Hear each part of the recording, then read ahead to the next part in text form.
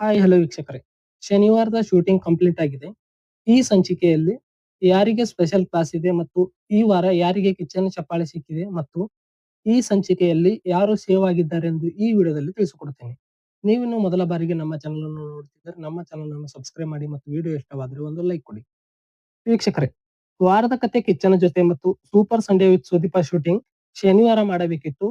ಆದರೆ ಈ ವಾರ ಕಿಚ್ಚ ಸುದೀಪ್ ಸರ್ ಅವರಿಗೆ ವರ್ಕ್ ಇರುವ ಕಾರಣ ಅವರು ಶುಕ್ರವಾರ ಸಂಜೆ 5 ಗಂಟೆಗೆ ಶೂಟಿಂಗ್ ಸ್ಟಾರ್ಟ್ ಮಾಡಿ ರಾತ್ರಿ ಹೊತ್ತಿಗೆ ಮುಗಿದು ಹೋಗಿದೆ ಅಂತ ಹೇಳಬಹುದು.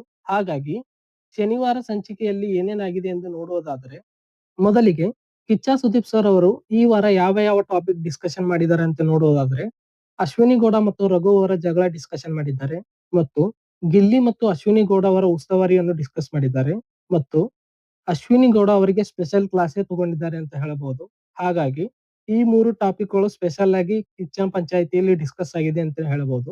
ಈಗ ನಾವು ಈ ವಾರದ ಕಿಚ್ಚನ್ ಚಪ್ಪಾಳೆ ಯಾರಿಗೆ ಸಿಕ್ಕಿದೆ ಅಂತ ನೋಡುವುದಾದ್ರೆ, ಈ ವಾರದ ಕಿಚ್ಚನ್ ಚಪ್ಪಾಳೆ ರಾಶಿಕಾ ಶೆಟ್ಟಿ ಅವರಿಗೆ ಸಿಕ್ಕಿದೆ.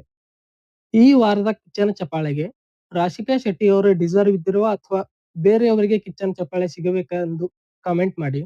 ಮತ್ತು ಈ ಸಂಚಿಕೆಯಲ್ಲಿ ಯಾರು ಯಾರು ಸೇವ್ ಆಗಿದ್ದಾರೆ ಅಂತ ನೋಡುವುದಾದ್ರೆ, ಈ ಸಂಚಿಕೆಯಲ್ಲಿ ರಕ್ಷಿತಾ ಶೆಟ್ಟಿ ಅವರು ಸೇವ್ ಆಗಿದ್ದಾರೆ, ಸೂರಜ್ ಅವರು ಸೇವ್ ಆಗಿದ್ದಾರೆ ಮತ್ತು ಅಶ್ವಿನಿ ಗೌಡ ಅವರು ಸೇವ್ ಆಗಿದ್ದಾರೆ. ವೀಕ್ಷಕರೇ, ಈ ವಾರ ಯಾರು ಮನೆಗೆ ಹೋಗಿದ್ದಾರೆ ಎಂದು ನಾನು ಹಿಂದಿನ ವಿಡಿಯೋದಲ್ಲಿ ತಿಳಿಸಿಕೊಟ್ಟಿದ್ದೀನಿ. ನೀವು ಈ ವಾರ ಯಾರು ಮನೆಗೆ ಹೋಗಿದ್ದಾರೆ ಎಂದು ತಿಳ್ಕೋಬೇಕಾದ್ರೆ ಹಿಂದಿನ ವಿಡಿಯೋವನ್ನು ನೋಡಬಹುದು.